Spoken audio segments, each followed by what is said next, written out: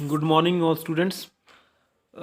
ਅੱਜ ਆਪਾਂ ਸਿੰਘ ਸਭਾ ਲਹਿਰ ਬਾਰੇ ਪੜ੍ਹਨਾ ਹੈ ਅਤੇ ਇਹਦੇ ਵਿੱਚ ਆਪਾਂ ਕੀ ਕਰਾਂਗੇ, ਸਿੰਘ ਸਭਾ ਲਹਿਰ ਦਾ ਉਦੇਸ਼ ਕੀ ਸੀ ਅਤੇ ਸਿੰਘ ਸਭਾ ਲਹਿਰ ਦੀ ਉਤਪਤੀ ਕਿਸ ਤਰ੍ਹਾਂ ਹੋਈ ਅਤੇ ਇਹਦੇ ਪਿੱਛੇ ਕਿਹੜੇ ਕਿਹੜੇ ਕਾਰਨ ਜ਼ਿੰਮੇਵਾਰ ਸੀਗੇ ਅਤੇ ਇਹਦੀ ਸਥਾਪਨਾ ਅਤੇ ਵਿਕਾਸ ਬਾਰੇ।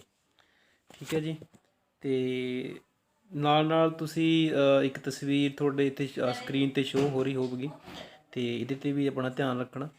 ਅਤੇ ਆਪਾਂ ਆਪਣੇ ਅੱਜ ਦਾ ਲੈਕਚਰ ਸ਼ੁਰੂ ਕਰਦੇ ਹਾਂ। ਦੇਖੋ, ਸਿੰਘ ਸਭਾ ਲਹਿਰ ਦੀ ਜਿਹੜੀ ਸਥਾਪਨਾ ਹੋਈ ਸੀਗੀ ਉਹ ਹੋਈ ਸੀਗੀ ਜਿਹੜੇ ਪੰਜਾਬ ਦੇ ਵਿੱਚ ਉਸ ਸਮੇਂ ਬਹੁਤ ਸਾਰੇ ਕੀ ਹੈ ਸਮਾਜਿਕ ਕੁਰੀਤੀਆਂ, ਧਾਰਮਿਕ ਕੁਰੀਤੀਆਂ ਫੈਲੀਆਂ ਹੋਈਆਂ ਸੀਗੀਆਂ ਅਤੇ ਇਹਨਾਂ ਕੁਰੀਤੀਆਂ ਨੂੰ ਖਤਮ ਕਰਨ ਦੇ ਲਈ ਹੀ ਸਿੰਘ ਸਭਾ ਲਹਿਰ ਦੀ ਸਥਾਪਨਾ ਕੀਤੀ ਗਈ ਸੀ। ਠੀਕ ਹੈ ਜੀ। ਅਤੇ ਹੁਣ ਆਪਾਂ ਦੇਖੋ, ਕਿਸੇ ਵੀ ਲਹਿਰ ਦੀ ਉਤਪਤੀ ਦੇ ਪਿੱਛੇ ਬਹੁਤ ਸਾਰੇ ਕਾਰਨ ਜ਼ਿੰਮੇਵਾਰ ਹੁੰਦੇ ਨੇ ਅਤੇ ਇਹਨਾਂ ਕਾਰਨਾਂ ਬਾਰੇ ਆਪਾਂ ਹੁਣ ਚਰਚਾ ਕਰਦੇ ਹਾਂ। ਅਤੇ ਇਹਦੇ ਵਿੱਚ ਦੇਖੋ, ਇਹ 4 ਕਾਰਨ ਨੇ ਜਿਹਦੇ ਵਿੱਚ ਦੇਖੋ ਧਾਰਮਿਕ ਦਸ਼ਾ, ਈਸਾਈ ਧਰਮ ਦਾ ਪ੍ਰਚਾਰ, ਟਰੰਪ ਅਤੇ ਸ਼ਰਧਾ ਰਾਮ ਫਲੋਰੀ ਦੁਆਰਾ ਸਿੱਖਾਂ ਦੇ ਇਤਿਹਾਸ ਦੀ ਗਲਤ ਵਿਆਖਿਆ। ਚੌਥਾ ਪੁਆਇੰਟ ਹੈ ਸਮਾਜਿਕ ਦਸ਼ਾ।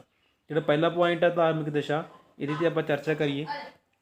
ਦੇਖੋ, ਜਦੋਂ ਇਹ ਲਹਿਰ ਦਾ ਜਨਮ ਹੁੰਦਾ ਹੈ ਤਾਂ ਉਸ ਸਮੇਂ ਬਹੁਤ ਸਾਰੀਆਂ ਕੁਰੀਤੀਆਂ ਸਿੱਖਾਂ ਦੇ ਵਿੱਚ ਫੈਲੀਆਂ ਹੋਈਆਂ ਸੀਗੀਆਂ ਅਤੇ ਜਿਹੜੇ ਗੁਰੂਆਂ ਦੇ ਉਪਦੇਸ਼ ਨੇ ਉਹਨਾਂ ਨੂੰ ਸਿੱਖ ਭੁੱਲਦੇ ਜਾ ਰਹੇ ਸੀਗੇ ਅਤੇ ਉਹਨਾਂ ਨੇ ਕੀ ਆ, ਉਹਨਾਂ ਦੇ ਵਿੱਚ ਵੀ ਬ੍ਰਾਹਮਣਵਾਦ ਆ ਗਿਆ ਸੀ ਸਿੱਖਾਂ ਦੇ ਵਿੱਚ ਵੀ। ਮਤਲਬ ਜਿਹੜੇ ਬ੍ਰਾਹਮਣਵਾਦ ਦਾ ਗੁਰੂਆਂ ਨੇ ਵਿਰੋਧ ਕੀਤਾ ਸੀਗਾ ਅਤੇ ਉਹੀ ਬ੍ਰਾਹਮਣਵਾਦ ਹੁਣ ਸਿੱਖ ਧਰਮ ਦੇ ਵਿੱਚ ਪ੍ਰਵੇਸ਼ ਕਰ ਚੁੱਕਿਆ ਸੀਗਾ। ਅਤੇ ਦੇਖੋ, ਸਿੱਖਾਂ ਨੇ ਸ਼ਾਦੀਆਂ ਦੇ ਵਿਆਹਾਂ ਦੇ ਮੌਕੇ 'ਤੇ ਕੀ ਆ, ਬ੍ਰਾਹਮਣਾਂ ਦੀਆਂ ਜਿਹੜੀਆਂ ਰਸਮਾਂ ਸੀਗੀਆਂ ਉਹਨਾਂ ਨੂੰ ਅਪਣਾਉਣਾ ਸ਼ੁਰੂ ਕਰ ਦਿੱਤਾ ਸੀਗਾ ਅਤੇ ਗੁਰਦੁਆਰਿਆਂ ਦੇ ਉੱਤੇ ਪੁਜਾਰੀਆਂ ਦਾ ਕਬਜ਼ਾ ਹੋ ਚੁੱਕਿਆ ਸੀਗਾ ਅਤੇ ਉਹਨਾਂ ਪੁਜਾਰੀਆਂ ਨੇ ਕੀ ਹੈ ਗੁਰੂਆਂ ਦੀ ਯਾਦ ਦੇ ਵਿੱਚ ਸ਼ਰਾਧ ਕਰਾਉਣੇ ਸ਼ੁਰੂ ਕਰਤੇ ਸੀਗੇ। ਅਤੇ ਇਸ ਤਰ੍ਹਾਂ ਹੀ ਗੁਰੂ ਗ੍ਰੰਥ ਸਾਹਿਬ ਜੀ ਦੀ ਮਤਲਬ ਗਲਤ ਵਿਆਖਿਆ ਹੋ ਰਹੀ ਸੀ ਉਸ ਸਮੇਂ।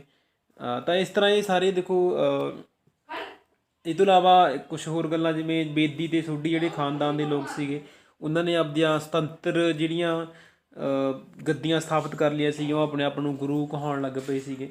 ਇਸ ਕਰਕੇ ਸਿੱਖ ਧਰਮ ਦੇ ਵਿੱਚ ਕਾਫੀ ਮਤਲਬ ਕੁਰੀਤੀਆਂ ਆ ਚੁੱਕੀਆਂ ਸੀਗੀਆਂ। ਲੋਕ ਜਿਹੜੀਆਂ ਗੁਰੂਆਂ ਦੁਆਰਾ ਉਪਦੇਸ਼ ਦਿੱਤੇ ਸੀ ਉਹਨਾਂ ਤੋਂ ਕੀ ਹੈ ਉਹਨਾਂ ਨੂੰ ਲੋਕ ਭੁੱਲਦੇ ਜਾ ਰਹੇ ਸੀ। ਠੀਕ ਹੈ ਜੀ। ਦੂਸਰਾ ਪੁਆਇੰਟ ਤੁਸੀਂ ਦੇਖ ਰਹੇ ਹੋ ਈਸਾਈ ਧਰਮ ਦਾ ਪ੍ਰਚਾਰ। ਦੇਖੋ, ਹੁਣ ਅੰਗਰੇਜ਼ਾਂ ਦਾ ਪੰਜਾਬ ਉੱਤੇ ਕਬਜ਼ਾ ਹੋ ਚੁੱਕਿਆ ਸੀਗਾ ਤਾਂ ਇਸ ਕਰਕੇ ਦੇਖੋ ਉਹਨਾਂ ਨੇ ਈਸਾਈ ਧਰਮ ਦਾ ਪ੍ਰਚਾਰ ਪੰਜਾਬ ਦੇ ਵਿੱਚ ਕਰਨਾ ਸ਼ੁਰੂ ਕਰ ਦਿੱਤਾ ਅਤੇ ਇਸ ਕਰਕੇ ਜ਼ਿਆਦਾਤਰ ਜਿਹੜੇ ਬਹੁਤ ਸਾਰੇ ਸਿੱਖ ਕੀ ਈਸਾਈ ਧਰਮ ਦੇ ਵਿੱਚ ਸ਼ਾਮਲ ਹੋਣੇ ਸ਼ੁਰੂ ਹੋ ਗਏ। ਅਤੇ ਇਸੇ ਮਕਸਦ ਲਈ ਦੇਖੋ ਉਹਨਾਂ ਨੇ ਲੁਧਿਆਣਾ LDH ਲੁਧਿਆਣਾ, ਤਰਨ ਤਾਰਨ, ਲਾਹੌਰ ਅਤੇ ਅੰਮ੍ਰਿਤਸਰ ਦੇ ਵਿੱਚ ਕੀ ਹੈ ਮਿਸ਼ਨਰੀ ਸੈਂਟਰ ਖੋਲ੍ਹੇ। ਇਹ ਮਿਸ਼ਨਰੀ ਸੈਂਟਰ ਦਾ ਉਦੇਸ਼ ਕੀ ਸੀਗਾ, ਈਸਾਈ ਧਰਮ ਦਾ ਪ੍ਰਚਾਰ ਕਰਨਾ। ਅਤੇ ਜਿੰਨੇ ਵੀ ਇਹ ਸੈਂਟਰ ਖੋਲ੍ਹੇ ਜ਼ਿਆਦਾਤਰ ਗੁਰਦੁਆਰਿਆਂ ਦੇ ਕੋਲ ਹੀ ਖੋਲ੍ਹੇ ਗਏ ਅਤੇ ਸਕੂਲਾਂ ਕਾਲਜਾਂ ਦੇ ਵਿੱਚ ਵੀ ਈਸਾਈ ਧਰਮ ਦਾ ਪ੍ਰਚਾਰ ਉਹਨਾਂ ਨੇ ਕਰਨਾ ਸ਼ੁਰੂ ਕਰਤਾ।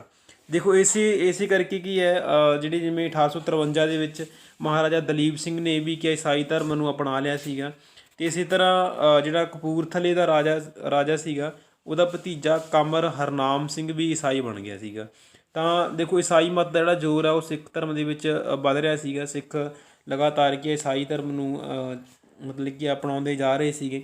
ਇਸ ਕਰਕੇ ਸਿੱਖ ਧਰਮ ਨੂੰ ਕਾਫੀ ਉਸ ਸਮੇਂ ਚੁਣੌਤੀ ਸੀਗੀ ਅਤੇ ਇਸੇ ਕਰਕੇ ਸਿੰਘ ਸਭਾ ਨੇ ਮਤਲਬ ਕਿ ਉਦੇਸ਼ ਬਣਾਇਆ ਕਿ ਸਿੱਖ ਧਰਮ ਦਾ ਨਵੇਂ ਸਿਰੇ ਤੋਂ ਕੀ ਪ੍ਰਚਾਰ ਕੀਤਾ ਜਾਵੇ ਤਾਂ ਕਿ ਮਤਲਬ ਕੀ ਹੈ ਜਿਹੜੇ ਸਿੱਖਾਂ ਦਾ ਜਿਹੜਾ ਰੁਝਾਨ ਈਸਾਈ ਧਰਮ ਦੇ ਵੱਲ ਨੂੰ ਹੋ ਰਿਹਾ ਉਹਨੂੰ ਰੋਕਿਆ ਜਾ ਸਕੇ। ਅਗਲਾ ਜਿਹੜਾ ਤੀਸਰਾ ਪੁਆਇੰਟ ਹੈ ਉਹ ਹੈ ਟਰੰਪ ਅਤੇ ਸ਼ਰਧਾ ਰਾਮ ਫਲੋਰੀ ਦੇ ਸਿੱਖਾਂ ਦੇ ਇਤਿਹਾਸ ਦੀ ਗਲਤ ਵਿਆਖਿਆ। ਦੇਖੋ ਜੀ, ਅੰਗਰੇਜ਼ਾਂ ਨੇ ਜਿਹੜਾ ਸ੍ਰੀ ਗੁਰੂ ਗ੍ਰੰਥ ਸਾਹਿਬ ਹੈ ਉਹਨੂੰ ਅਨੁਵਾਦ ਕਰਾਉਣ ਦੇ ਲਈ ਟਰੰਪ ਨੂੰ, ਇੱਕ ਜਰਮਨ ਵਿਦਵਾਨ ਸੀਗਾ ਟਰੰਪ, ਇਹਨੂੰ ਆਪਣਾ ਨਿਯੁਕਤ ਕੀਤਾ ਸੀਗਾ ਅਤੇ ਇਸੇ ਤਰ੍ਹਾਂ ਇੱਕ ਸ਼ਰਧਾ ਰਾਮ ਫਲੋਰੀ, ਇਹ ਦੋਨੋਂ ਨੂੰ ਜ਼ਿੰਮੇਵਾਰੀ ਸੌਂਪੀ ਗਈ ਸੀਗੀ ਵੀ ਗੁਰੂ ਗ੍ਰੰਥ ਸਾਹਿਬ ਦੀ ਉਹ ਜਿਹੜੀ ਅੰਗਰੇਜ਼ੀ ਭਾਸ਼ਾ ਦੇ ਵਿੱਚ ਉਹਦਾ ਅਨੁਵਾਦ ਕਰ ਸਕਣ।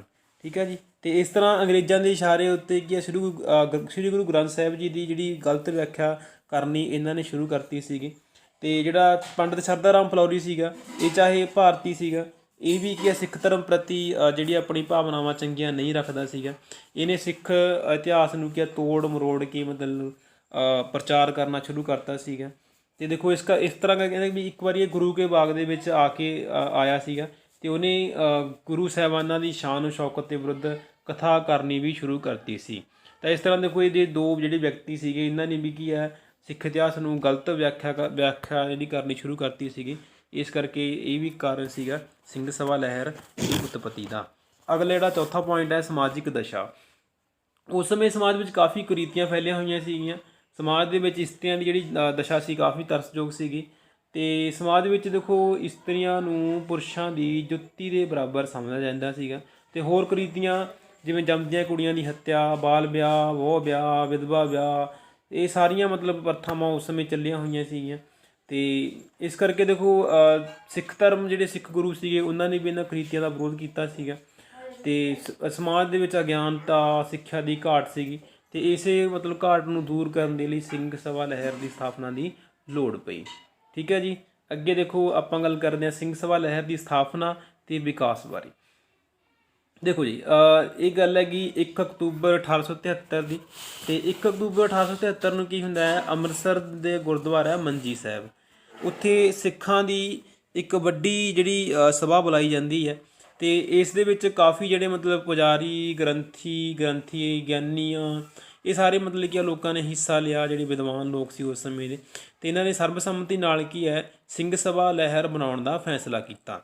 ਇਸੇ ਕਰਕੇ ਜਿਹੜਾ ਪਹਿਲਾ ਸਰਦਾਰ ਸੀਗਾ, ਜਿਹੜਾ ਇਹਦਾ ਮਤਲਬ ਪਹਿਲਾ ਪ੍ਰਧਾਨ ਬਣਾਇਆ ਗਿਆ ਸੀਗਾ, ਉਹ ਸੀਗਾ ਸਰਦਾਰ ਠਾਕਰ ਸਿੰਘ ਸੰਧਾਵਾਲੀਆ। ਅਤੇ ਗਿਆਨੀ ਗਿਆਨ ਸਿੰਘ ਨੂੰ ਪਹਿਲਾ ਸਕੱਤਰ ਇਹਦਾ ਨਿਯੁਕਤ ਕੀਤਾ ਗਿਆ ਸੀਗਾ। ਇਸ ਤਰ੍ਹਾਂ ਦੇਖੋ ਇਹਨਾਂ ਨੇ ਕੀ ਹੈ ਸਿੱਖ ਧਰਮ ਦਾ ਕਿ ਇੱਕ ਨਵੇਂ ਸਿਰੇ ਤੋਂ ਪ੍ਰਚਾਰ ਕਰਨਾ ਸ਼ੁਰੂ ਕਰ ਦਿੱਤਾ। ਇਹਨੇ ਕਾਫੀ ਸਫਲਤਾ ਪ੍ਰਾਪਤ ਕੀਤੀ ਸ਼ੁਰੂਆਤੀ ਦਿਨਾਂ ਦੇ ਵਿੱਚ। ਅਤੇ ਇਹਦੇ ਮੈਂਬਰ ਦੀ ਗਿਣਤੀ ਉਸ ਸਮੇਂ 95 ਤੱਕ ਹੋ ਗਈ ਸੀਗੀ ਅਤੇ ਬਾਅਦ ਦੇ ਵਿੱਚ ਹੌਲੀ ਹੌਲੀ ਇਹ ਹੋਰ ਵੱਧਦੀ ਗਈ। ਦੇਖੋ ਜੀ ਕੁਛ ਸਮੇਂ ਬਾਅਦ ਕੀ ਹੁੰਦਾ ਹੈ, ਇਸ ਸਿੰਘ ਸਭਾ ਲਹਿਰ ਦੇ ਵਿੱਚ ਅੰਦਰੂਨੀ ਮਤਭੇਦ ਦੇਖਣ ਨੂੰ ਮਿਲਦੇ ਨੇ। ਇਹਦਾ ਜਿਹੜਾ ਮੁੱਖ ਕਾਰਨ ਸੀਗਾ ਉਹ ਸੀਗਾ ਬਾਬਾ ਖੇਮ ਸਿੰਘ ਬੇਦੀ। ਖੇਮ ਸਿੰਘ ਬੇਦੀ ਗੁਰੂ ਘਰਾਂ ਨਾਲ ਸੰਬੰਧਿਤ ਸੀਗਾ। ਅਤੇ ਇਸ ਕਰਕੇ ਦੇਖੋ ਇਹ ਆਪਣੇ ਆਪ ਨੂੰ ਇੱਕ ਵਿਸ਼ੇਸ਼ ਦਰਜਾ ਮੰਨਦਾ ਸੀਗਾ ਅਤੇ ਵਿਸ਼ੇਸ਼ ਆਪਣੇ ਆਪ ਨੂੰ ਸਮਝਦਾ ਸੀਗਾ।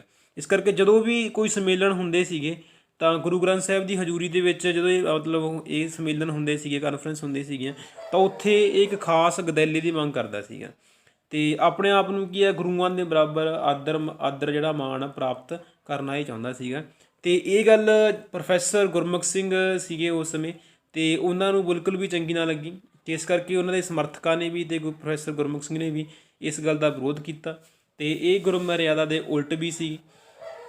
ਤਾਂ ਇਸ ਕਰਕੇ ਦੇਖੋ ਪ੍ਰੋਫੈਸਰ ਗੁਰਮੁਖ ਸਿੰਘ ਨੇ 1879 ਦੇ ਵਿੱਚ ਈਸਵੀ ਦੇ ਵਿੱਚ ਲਾਹੌਰ ਵਿਖੇ ਕੀ ਹੈ ਇੱਕ ਨਵੀਂ ਜਿਹੜੀ ਵੱਖਰੀ ਸਿੰਘ ਸਭਾ ਸਥਾਪਿਤ ਕਰ ਲਈ। ਠੀਕ ਹੈ ਜੀ।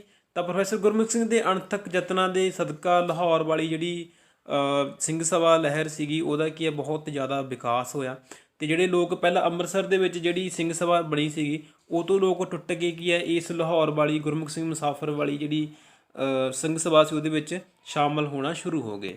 ਦੇਖੋ ਜੀ ਤਾਂ ਫਿਰ ਕੀ ਹੁੰਦਾ ਹੈ ਇੱਕ ਅਚਾਨਕ ਜਿਹੜੀ 1898 ਦੇ ਵਿੱਚ ਪ੍ਰੋਫੈਸਰ ਗੁਰਮੁਖ ਸਿੰਘ ਦੀ ਮੌਤ ਹੋ ਜਾਂਦੀ ਹੈ। ਇਸ ਕਰਕੇ ਇਹ ਜਿਹੜੀ ਸਭਾ ਦਾ ਜਿਹੜਾ ਵਿਕਾਸ ਹੋ ਰਿਹਾ ਸੀਗਾ ਉਹਦੇ ਵਿੱਚ ਥੋੜ੍ਹਾ ਜਿਹਾ ਵਿਘਨ ਪੈਂਦਾ ਹੈਗਾ। ਅਤੇ ਇਸੇ ਕਰਕੇ 1902 ਦੇ ਵਿੱਚ ਚੀਫ ਖਾਲਸਾ ਦੀਵਾਨ ਦੀ ਸਥਾਪਨਾ ਹੁੰਦੀ ਹੈ ਅਤੇ 1904 ਦੇ ਵਿੱਚ ਰਜਿਸਟਰਡ ਹੁੰਦੀ ਹੈ। ਅਤੇ ਇਸ ਕਰਕੇ ਦੇਖੋ ਇਹ ਜਿਹੜੀ ਚੀਫ ਖਾਲਸਾ ਦੀਵਾਨ ਨਵੀਂ ਜਿਹੜੀ ਸੰਸਥਾ ਬਣਦੀ ਹੈ ਇਹਨੇ ਦੇਖੋ ਜਿਹੜੇ ਮਤਭੇਦ ਸੀ ਉਹਨੂੰ ਦੂਰ ਕਰਤਾ ਅਤੇ ਹੁਣ ਜਿਹੜੇ ਸਿੱਖਾਂ ਨੂੰ ਕੀ ਹੈ ਇਕੱਠਾ ਕਰਤਾ। ਅਤੇ ਇਸ ਤਰ੍ਹਾਂ ਦੇਖੋ 1920 ਤੱਕ ਪੰਜਾਬ ਦੇ ਵਿੱਚ ਲਗਭਗ 105 ਸਿੰਘ ਸਭਾਵਾਂ ਹੋ ਗਈਆਂ ਸੀਗੀਆਂ। ਅਤੇ ਚੀਫ ਖਾਲਸਾ ਦੀਵਾਨ ਨੇ ਕਾਫੀ ਵਧੀਆ ਕੰਮ ਇਹ ਤੋਂ ਬਾਅਦ ਕੀਤੇ। ਇਹ ਤੋਂ ਬਾਅਦ ਆਪਾਂ ਸਿੰਘ ਸਭਾ ਲਹਿਰ ਦੇ ਉਦੇਸ਼ ਅਤੇ ਨਿਸ਼ਾਨਿਆਂ ਦੀ ਗੱਲ ਕਰਦੇ ਹਾਂ। ਦੇਖੋ ਇਹ ਉਦੇਸ਼ ਨੇ ਜਿਹੜੀ ਤਸਵੀਰ ਤੁਸੀਂ ਦੇਖ ਰਹੇ ਹੋ। ਦੇਖੋ ਜੀ ਪਹਿਲਾ ਜਿਹੜਾ ਉਹਦਾ ਉਦੇਸ਼ ਸੀਗਾ ਸਿੱਖ ਧਰਮ ਦੀ ਪਵਿੱਤਰਤਾ ਨੂੰ ਮੁੜ ਸਥਾਪਿਤ ਕਰਨਾ, ਸਿੱਖ ਸਮਾਜ ਦੇ ਵਿੱਚ ਆਈਆਂ ਹੋਈਆਂ ਸਮਾਜਿਕ ਅਤੇ ਧਾਰਮਿਕ ਰੀਤੀਆਂ ਨੂੰ ਦੂਰ ਕਰਨਾ, ਵੱਖ-ਵੱਖ ਥਾਵਾਂ 'ਤੇ ਨਿੱਜੀ ਗੁਰਗੱਦੀਆਂ ਨੂੰ ਖਤਮ ਕਰਕੇ ਉਹਨਾਂ ਵਿੱਚ ਏਕਤਾ ਪੈਦਾ ਕਰਨੀ, ਪੰਜਾਬੀ ਭਾਸ਼ਾ ਦਾ ਪ੍ਰਚਾਰ ਕਰਨਾ, ਪੰਜਾਬੀ ਸਾਹਿਤ ਦਾ ਵਿਕਾਸ ਕਰਨਾ, ਪੰਜਾਬੀ ਵਿੱਚ ਕਿਤਾਬਾਂ ਛਪਾਉਣੀਆਂ, ਅਖਬਾਰਾਂ ਅਤੇ ਰਸਾਲੇ ਕੱਢਣੇ, ਸਿੱਖ ਧਰਮ ਨੂੰ ਛੱਡ ਕੇ ਹੋਰਨਾਂ ਧਰਮਾਂ ਵਿੱਚ ਸ਼ਾਮਲ ਹੋਏ ਲੋਕਾਂ ਨੂੰ ਮੁੜ ਸਿੱਖ ਧਰਮ ਵਿੱਚ ਸ਼ਾਮਲ ਕਰਨਾ, ਗੁਰਦੁਆਰਿਆਂ ਦੇ ਸੁਧਾਰ ਲਈ ਯਤਨ ਕਰਨੇ, ਸਿੱਖ ਧਰਮ ਦੇ ਪ੍ਰਚਾਰਕਾਂ ਨੂੰ ਸਿੱਖਿਆ ਦੇਣੀ, ਉਹਨਾਂ ਨੂੰ ਪ੍ਰਚਾਰ ਲਈ ਪਿੰਡਾਂ ਵਿੱਚ ਭੇਜਣਾ, ਗਰੀਬ ਅਤੇ ਬੇਸਹਾਰਾ ਲੋਕਾਂ ਲਈ ਹਸਪਤਾਲ ਅਤੇ ਯਤੀਮਖਾਨੇ ਖੋਲ੍ਹਣੇ, ਸਿੱਖਾਂ ਵਿੱਚ ਅੰਗਰੇਜ਼ੀ ਸ਼ਾਸਨ ਪ੍ਰਤੀ ਵਫਾਦਾਰੀ ਦੀ ਭਾਵਨਾ ਪੈਦਾ ਕਰਨੀ। ਦੇਖੋ ਜੀ ਇਸ ਤਰ੍ਹਾਂ ਇਹ ਦੇਖੋ ਜਿਹੜੀ ਸਿੰਘ ਸਭਾ ਦੇ ਉਦੇਸ਼ ਤੇ ਨਿਸ਼ਾਨੇ ਸੀਗੇ। ਤੇ ਇਹ ਤੋਂ ਬਾਅਦ ਜਿਹੜੀਆਂ ਇਸ ਲਹਿਰ ਨੂੰ ਜਿਹੜੀਆਂ ਸਫਲਤਾਵਾਂ ਮਿਲੀਆਂ ਉਹਨਾਂ ਬਾਰੇ ਚਰਚਾ ਆਪਾਂ ਅਗਲੀ ਵੀਡੀਓ ਦੇ ਵਿੱਚ ਕਰਾਂਗੇ। ਤਦ ਤੱਕ ਲਈ ਬਹੁਤ ਬਹੁਤ ਧੰਨਵਾਦ।